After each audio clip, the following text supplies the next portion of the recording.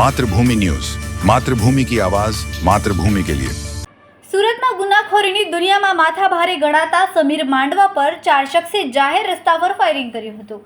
હુમલાના સમયે સમીર માંડવા રસ્તા પર ઊભો હતો, જો કે તેને કોઈ ઈજા થવા પામી ન હતી। જ્યારે તાજેતરમાં થયેલી જૂની અદાવતના કારણે તેને નિશાન બનાવવામાં આવ્યું હોવાનું પોલીસ તપાસમાં સામે આવ્યું છે। પરંતુ મુખ્ય બાબત એ છે કે સમીર માંડવા ગુનાહિત ઇતિહાસ ધરાવે છે અને પોલીસે એના પર અગાઉ પણ કડક પગલાં ભરી ચૂકી છે, જેમાં તેની ગેરકાયદે મિલકત પર બુલડોઝર ચલાવાયો હતો। લાલગેટ પોલીસ મથકની હદમાં થયેલા આ ફાયરિંગ મામલે નોંધાયેલ ફરિયાદ મુજબ 3 થી 4 શખ્સ રસ્તા પર આવ્યા અને સમીર માંડવા તરફ સીધું ફાયરિંગ કર્યું હતું। હુમલાને અંજામ આપ્યા બાદ આરોપી ત્યાંથી ફરાર થઈ ગયા હતા। આ ઘટનામાં સમીરને કોઈ ઈજા થઈ નહોતી। પોલીસ ઘટના સ્થળે તાત્કાલિક પહોંચી અને ફાયરિંગ બાદ મળી આવેલી બુલેટ કબજે કરીને ફોરેન્સિક તપાસ માટે મોકલી આપી। સમીર માંડવા સામે લૂંટ, ધમકી, મારામારી જેવા ગંભીર ગુનાઓના અનેક કેસો લાલગેટ અને આસપાસના વિસ્તારોમાં નોંધાઈ ચૂક્યા છે।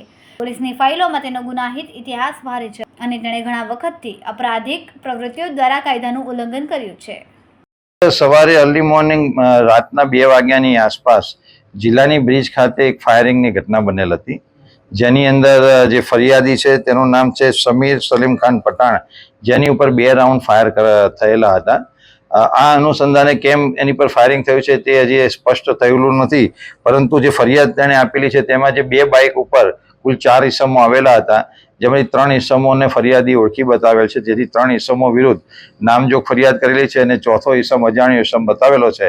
પરંતુ પોલીસે અત્યારે સીસીટીવીના આધારે ચોથા ઇસમને પણ ઓળખ કરી લીધેલી છે અને આ 4 ઇસમોને ધરપકડ કરવા ચક્રો ગતિમાન કર્યા છે, જેમાં સુરત શહેરની ડીસીબી તેમજ અન્ય બ્રાન્ચ પણ આરોપીઓને ઇમિડિયેટ ધરપકડ કરવા માટે અત્યારે પ્રયત્નશીલ છે।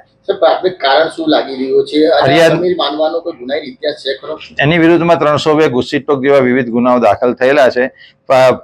પ્રાથમિક પૂછપરછ કરતા ફરિયાદી એવી કોઈ વિગત જણાવેલી નથી, પરંતુ જ્યારે આરોપીને અમે પકડીશું ત્યારે કેમ એની પર ફાયરિંગ થયું છે તે જણાવવામાં આવશે અને તે આપને મીડિયાએ પણ જણાવવામાં આવશે। ખૂબ જ ટૂંકા સમયમાં માતૃભૂમિ ન્યૂઝ ઓટીટી પ્લેટફોર્મ અને મેગા સિટીમાં કેબલ નેટવર્ક સાથે જોડાઈ જશે, તો જોતા રહો માતૃભૂમિ ન્યૂઝ।